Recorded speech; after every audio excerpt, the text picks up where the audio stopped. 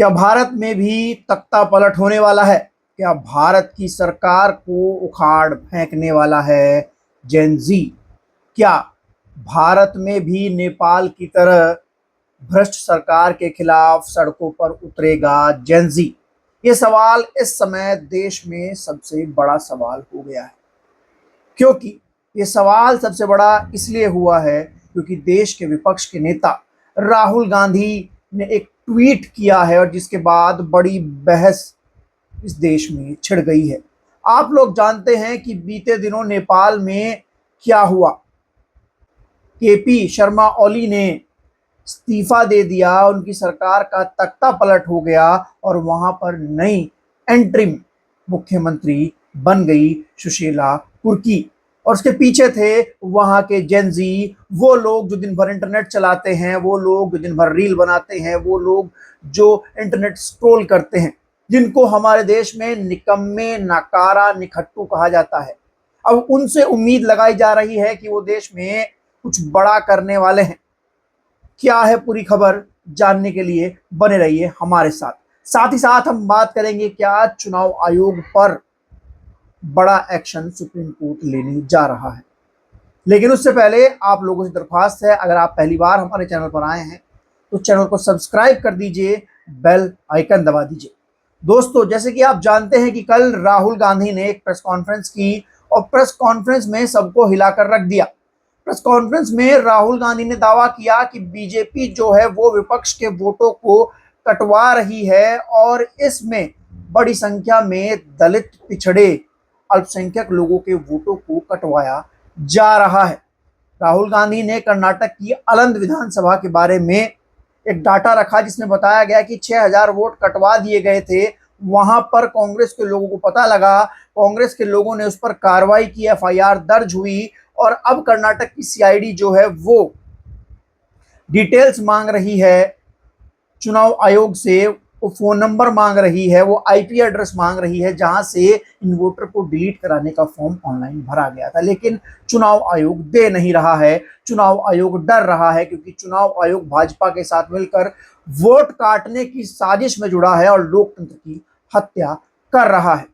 राहुल गांधी का एक video social media पर बहुत वायरल हो रहा है जिसमें राहुल गांधी कह रहे हैं कि मैं लोकतंत्र को बचाने नहीं आया हूं, लोकतंत्र को बचाना मेरा काम नहीं है, मेरा काम है विपक्ष के नेता के तौर पर सरकार पर दबाव बनाना। और अब देश के जो ऐसे संगठन है जिनकी जिम्मेदारी देश के भीतर लोकतंत्र को बनाए रखना है, यानी कि देश की सर्वोच्च अदालत, जिसका काम यह है कि यह देखना कि सरकार संविधान और लोकतंत्र के हिसाब से चल रही है या नहीं, अब ये देश के न्यायालय का काम है कि वो इस पूरे मामले पर क्या संज्ञान लेता है।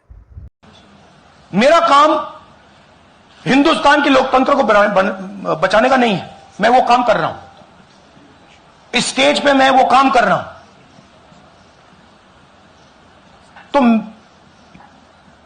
मेरी सोच है कि as a patriotic Indian, as somebody who loves India, who loves the Constitution, it is my duty to put the truth in front of the people of India. अब अगर हिंदुस्तान के इंस्टीट्यूशंस कुछ करना चाहते हैं वो करेंगे। उनमें भी बहुत लोग हैं, जैसे मैंने आपसे कहा, मैं सरप्राइज हो रहा हूं, इलेक्शन कमीशन से लोग आ रहे हैं, इंफॉर्मेशन दे रहे हैं और बढ़ रहा है वो। न्यायालय का काम है देश में यह देखना कि सरकार लोकतंत्र के हिसाब से चल रही है या नहीं। न्यायालय का काम है यह देखना कि सरकार लोकतंत्र और संविधान के अनुसार देश में काम कर रही है या नहीं, या फिर जो सरकारी इंस्टीट्यूशन सरकार के अंतर्गत आते हैं क्या वो सरकार के गुलाम तो नहीं हो गए हैं, क्या वो सरकार के दबाव में संविधान के हटकर काम तो नहीं कर रहे हैं। अभी हाल ही में राहुल गांधी ने जिस तरीके से चुनाव आयोग पर हमला बोला और साफ तौर पर चुनाव आयोग और ज्ञानेश्वर कुमार को कहा कि आप अपना काम कीजिए, आप भाजपा को ना बचाइए, आप भाजपा के हिसाब से काम कर रहे हैं। और साफ तौर पर राहुल गांधी ने कहा कि अब इस पूरे मामले में कोर्ट को संज्ञान लेना चाहिए। अब देखना यह है कि सुप्रीम कोर्ट जो है वो इस पूरे मामले में संज्ञान लेता है या नहीं, क्योंकि देश के विपक्ष का नेता इस समय देश के सबसे बड़े इंस्टीट्यूशन जो कि निर्धारित करता है कि देश में लोकतंत्र है या नहीं, उस पर सवाल उठा रहा है। तो ऐसे में ये कोर्ट की, ये न्यायालय की नैतिक जिम्मेदारी बनती है कि वो इस मामले पर सू मोटो ले और इस मामले की सुनवाई करे या फिर इस मामले में जांच के आदेश दे। उसके बाद जांच में जो भी आए वो पूरे देश को स्वीकार हो, लेकिन सुप्रीम कोर्ट को इस पूरे मामले में जांच के आदेश देने पड़ेंगे, क्योंकि देश के विपक्ष का नेता इतनी बड़ी बात कह रहा है। तो वहीं दूसरी ओर राहुल गांधी ने एक ट्वीट किया, जिसके बाद से पूरे देश में जेनजी को लेकर एक चर्चा हो रही है कि भारत में राहुल गांधी अब जेनजियों के साथ मिलकर कुछ बड़ा करने वाले हैं। भारत में राहुल गांधी जेनजी जनरेशन को अपने साथ ला रहे हैं और उनके साथ मिलकर देश की सियासत में कुछ बहुत बड़ा होने वाला है। जी हाँ, अनुमान लगाए जा रहे हैं कि कांग्रेस कुछ ऐसा करने जा रही है भाजपा के खिलाफ, जैसा नेपाल में हुआ है। नेपाल में कैसे वहां की जेनजी जनरेशन ने भ्रष्ट सरकार के खिलाफ तख्ता पलट कर दिया और वहां पर उस तख्ता पलट में 50 से 52 लोगों की मृत्यु हुई। वहां के प्रधानमंत्री केपी शर्मा ओली को रातों रात भागना पड़ा और उनकी जगह वहां पर जेनजी ने दूसरी प्रधानमंत्री जो है वो बना दी। राहुल गांधी ने एक ट्वीट किया और उस ट्वीट के बाद देश में यह चर्चा आम है कि क्या राहुल गांधी जेनजियों के साथ मिलकर देश की भाजपा सरकार को हटाना चाह रहे हैं? क्या राहुल गांधी जेनजी के साथ मिलकर मोदी सरकार का तख्ता पलट करना चाहते हैं? क्या राहुल गांधी नेपाल की तरह ही भारत में एक बड़ा जेनजी आंदोलन का प्लान कर रहे हैं? राहुल गांधी ने ट्वीट किया कि देश के युवा, देश के स्टूडेंट, देश की जेनजी संविधान को बचाएंगे, लोकतंत्र की रक्षा करेंगे और वोट चोरी को रोकेंगे। मैं उनके साथ खड़ा हूं। जय हिंद। राहुल गांधी का यह ट्वीट साफ तौर पर बताता है कि राहुल गांधी इस देश के युवा, इस देश के स्टूडेंट्स, इस देश के जेनजी से आह्वान कर रहे हैं कि आप देश के संविधान को बचाइए, आप देश के लोकतंत्र की रक्षा कीजिए, वोट चोरी को रोकिए, वो भी ऐसे समय में जब विपक्ष जो है वो सरकार के ऊपर वोट चोरी, संविधान को खतरे में डालने और लोकतंत्र को खत्म करने के आरोप लगा रहा है। और ऐसे में सरकार के जितने भी इंस्टीट्यूशन हैं वो इस समय सरकार के साथ खड़े दिखाई दे रहे हैं, बीजेपी के साथ खड़े दिखा रहे हैं।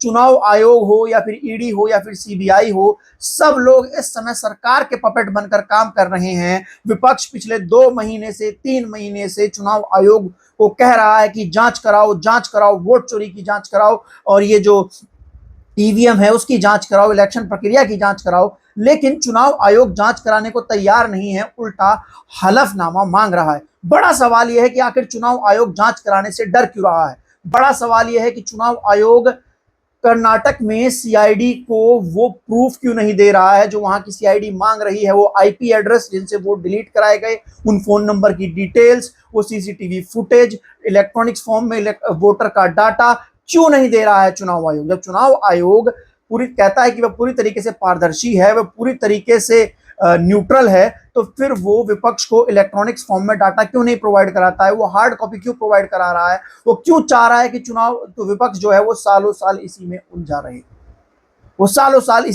रहे। क्यों चुनाव आयोग सीसीटीवी फुटेज प्रोवाइड नहीं कराता? क्यों सीसीटीवी फुटेज प्रोवाइड करने के नाम पर कह देता है कि ये हमारे देश की बहन बेटियों की इज्जत सम्मान की बात है कि हम सीसीटीवी फुटेज दे देंगे? जाहिर सी बात है कि चुनाव आयोग इस देश से बहुत कुछ छुपा रहा है। चुनाव आयोग इस देश से छुपा रहा है कि कैसे बड़ी संख्या में वोटों की चोरी हो रही है, कैसे बड़ी संख्या में लोकतंत्र को खतरे में डालने की कोशिश हो रही है। आप एक बात बताइए, हम इस देश में लोकतंत्र को एंजॉय करते हैं और लोकतंत्र को एंजॉय हम संविधान की वजह से करते हैं, और लोकतंत्र को एंजॉय हम जब कर पाते हैं जब इस देश में फ्री एंड फेयर इलेक्शन होता है। फ्री एंड फेयर इलेक्शन कराना चुनाव आयोग का काम है। जब देश के विपक्ष को चुनाव आयोग की प्रक्रिया पर भरोसा नहीं है, बदलने की बात तो छोड़िए, चुनाव आयोग जांच तक कराने की बात नहीं कर रहा। जिस तरीके से भाजपा चुनाव आयोग पर जिस तरीके से भाजपा विपक्ष पर हमलावर होती है, उस तरीके से चुनाव आयोग विपक्ष पर हमलावर हो रहा है और भाजपा के साथ पूरी तरीके से खड़ा नजर आ रहा है। अब देश में बड़ा सवाल यह उठ गया है कि क्या देश का जेन जी सड़कों पर उतरकर संविधान और लोकतंत्र को बचाएगा? क्या देश का जेन जी राहुल गांधी के साथ खड़ा होगा? क्या देश का जेन जी कुछ बड़ा करेगा? सोशल मीडिया पर कुछ ट्वीट्स भी हुए हैं जिसमें लिखा गया है कि देश के जेन जी पीढ़ी लोकतंत्र और संविधान की असली रखवाली करेगी। मैं हर वक्त उनके साथ खड़ा हूं। राहुल गांधी की ये बयान जो है वो सोशल मीडिया पर पूरी तरीके से वायरल है, जबकि जो बीजेपी है वो राहुल गांधी पर देश में अराजकता फैलाने और देश में नेपाल और श्रीलंका जैसी स्थिति बनाने के आरोप लगा रही है। निशिकांत दुबे ने ट्वीट करते हुए कहा है कि जेन जी परिवारवाद के खिलाफ है। वह नेहरू, गांधी और राजीव जी, सोनिया जी के बाद राहुल जी को क्यों बर्दाश्त करेगा? वह भ्रष्टाचार के खिलाफ है, आपको क्यों नहीं भगाएगा? वह बांग्लादेश में इस्लामिक राष्ट्र तथा नेपाल में हिंदू राष्ट्र बनाना चाहता है, वह भारत को हिंदू राष्ट्र क्यों नहीं बनाएगा? देश छोड़ने की आप तैयारी करो, आ रहे हैं।